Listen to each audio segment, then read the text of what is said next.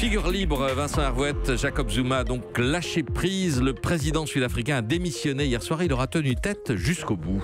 C'est l'épilogue d'une guerre féroce entre clans de l'ANC. Il a été destitué comme il avait destitué son prédécesseur, viré par un rival trop impatient pour attendre les élections de l'an prochain. Et raconté comme ça, c'est le jeu ordinaire des ambitions. Mais Jacob Zuma est hors du commun, aussi endurant que corrompu, aussi dur qu'il est pourri. Son nom complet a été son programme. Jacob Gedle Yilekisa Zuma, ça veut dire celui qui rigole en vous faisant mal.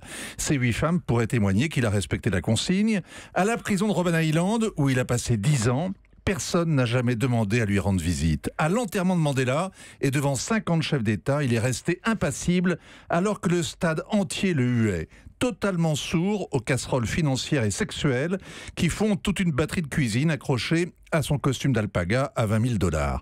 Dans le genre sans vergogne, jamais honte, pas de pudeur, aucun scrupule, mitridatisé, Zuma fascine et fait horreur. Il a bien rigolé en faisant mal à l'Afrique du Sud. Il a lâché prise hier quand ses complices, les 3 frères Gupta, des Indiens richissimes qui vendaient les places de ministres, ont vu débouler la police pour interpellation et perquisition. Zuma serait menacé de 800 chefs d'accusation, et il fera un bouc émissaire de toute première classe à la déroute sud-africaine. Oui, il y a d'ailleurs des pots de vin français de Thalès dans cette histoire, dans ces chefs d'accusation. Le pays, Vincent, va si mal que ça? On parle du géant économique de l'Afrique à cause du sous-sol. C'est une puissance émergente en panne.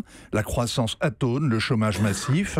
L'ANC est au pouvoir depuis un quart de siècle et son bilan est effarant. Corruption à tous les étages, pénurie, violence record, 109 viols par jour.